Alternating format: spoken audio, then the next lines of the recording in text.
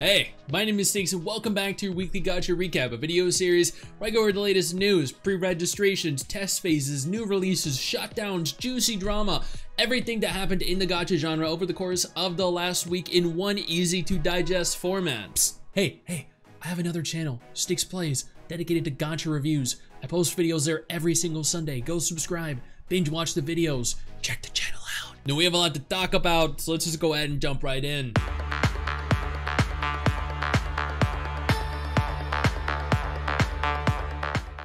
Azur Promilia wins the Weibo 2024 Most Anticipated Game Award. And there is no doubt in my mind why that is. This is a phenomenal looking game.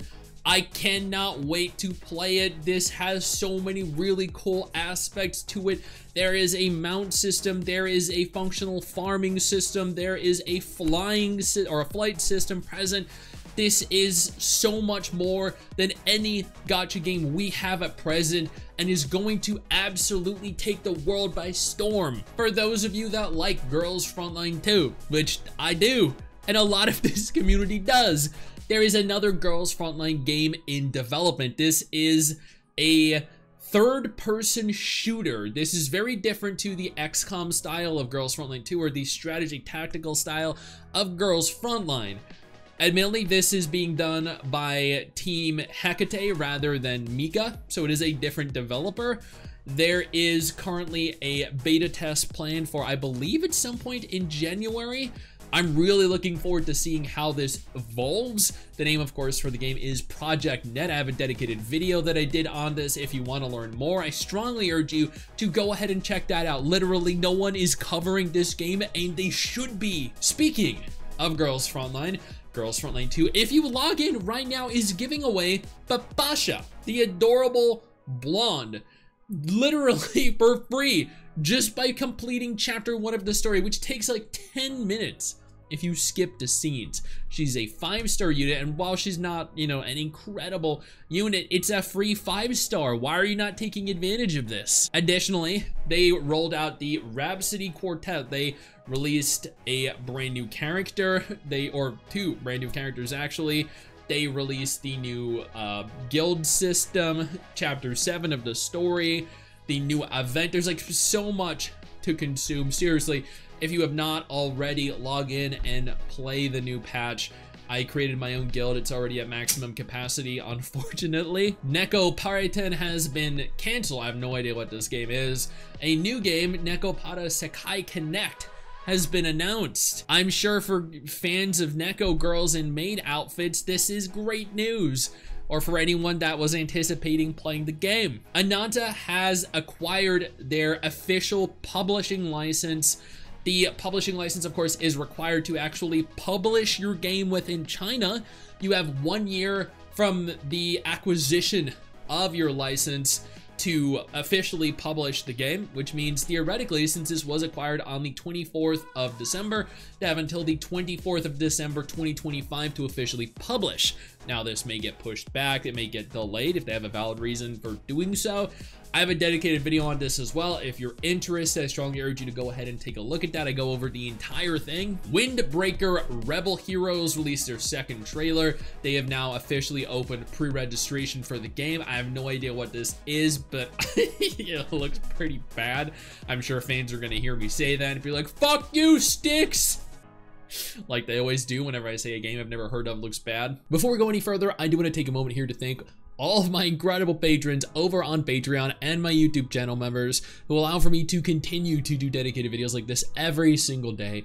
You guys are absolutely phenomenal, and I genuinely cannot thank you all enough for the support. Nikke, on the other hand, is a gacha game that looks incredible, and Rappy, for the first time, is getting a serious upgrade. Rappy Red Hood is available as part of their next major update.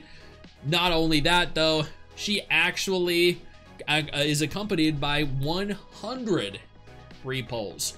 According to the image in question, December 29th through January 3rd, you'll get more than 30 recruits. December 26th, the New Year version event update gets you over 55 recruits. And then over the course of the remainder of it, you get another 20 plus, which equates to 105 total recruits, which I mean, you know what? Nikke always does this, man. They love us. They reward us for playing their game. Speaking of Nikke, did you know that they were collabing with Stellar Blade? Yeah. Did you know Stellar Blade and Nikke were made by Shift Up, the same developer? Yeah. Additionally, for those of you that were aware, Nikke held an Evangelion crossover event sometime earlier this year.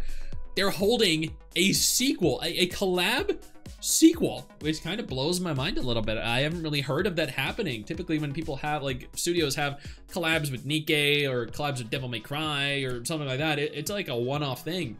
But no, here we go.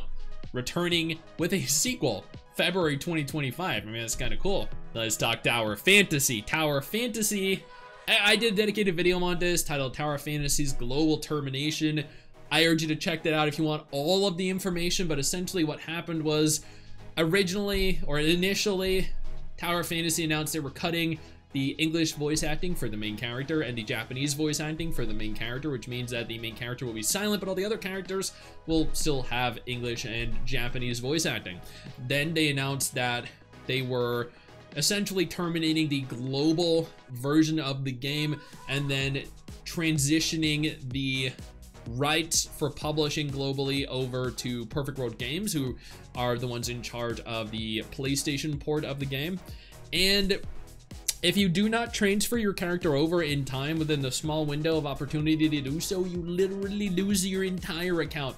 Everything is wiped, everything is deleted, and you lose everything you spent. That really sucks.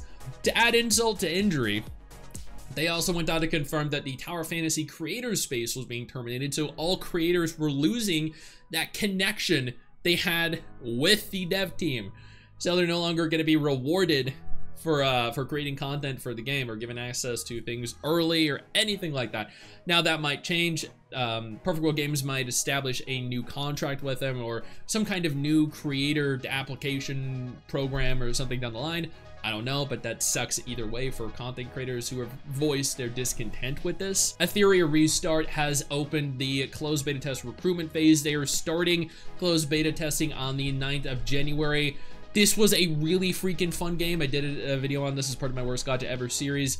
Go and check that video out if you're interested. I had a ton of fun playing this, and I would love to play it again and see the changes they have made to the game. Black Beacon announced that they were going to be holding pre-registrations for a beta test that begins actually on the 8th of January 2025. I'm going to be participating in that test phase. I believe they're going to be sponsoring me for it, which is really cool. I am incredibly excited. I've been advertising this game for, I think, the entirety of 2024. Yeah. So I'm excited. I'm very excited. I know we touched on Ananta a little bit earlier in the video, but there's another new gacha game called Wang Yue, or Full Moon. This game is essentially the equivalent of Ananta and Genshin and Pow World. And I mean, I did a dedicated video on this too. Like, go check this out. This game actually looks so good. Like, it does not take itself seriously, and I think that is its appeal. Wuthering Waves has been rolling out major update after major update on social media over the last week, but the one thing I think in specific here that I want to address is the fact that Jinza's outfit looks freaking insane, and it's coming in version 2.0. Now, if you purchase the outfit in 2.0 before 2.1 rolls out, then you will get it at a, what I believe to be 600 Lunite discount, which is, I think, worth taking advantage of if you're at all interested in obtaining her outfit. I know Mrs. Stix, my wife, will be, because she mains her as her, like, literally her main DPS. Chaos Zero Nightmare is a game that I'm really excited for. It's a spiritual successor to Epic 7. It looks great, but it was delayed, unfortunately. And, like, at the end of the day, I would rather a game be delayed rather than it be released in a very broken, very rushed state, because if you rush a game release, it's going to be forever bad, right? There's no way they're ever going to recover from it. But if you delay a game, some people might become disinterested in it, they might forget it exists, but the majority of people's first impression is going to be much more complete. And at the end of the day, that is preferable to the damage that could be done if it releases in an incomplete state. And finally, Infinity Nikki is rolling out version 1.1 Shooting Star Season on December 30th. It has new storylines, new platforming challenges, new outfits, and according to Gematsu, new Omre. Evidently, they didn't spell check that, but this is going to be a big update for Infinity Nikki, and my wife, who has been playing it almost every single day since its release, is, I think, excited for it, and I guess if you're actively playing it, you probably are too. Now, that is everything that happened in the Gacha genre that I believe you need to be made aware of over the course of the last week. Now you're up to date with it. You're welcome. Hey you, where do you think you're going? Don't you close out of this tab. I didn't give you permission to do that. Sit your ass back down. Click one of the 2 videos that are going to be on screen in just a moment and keep watching my content. Keep enjoying my content.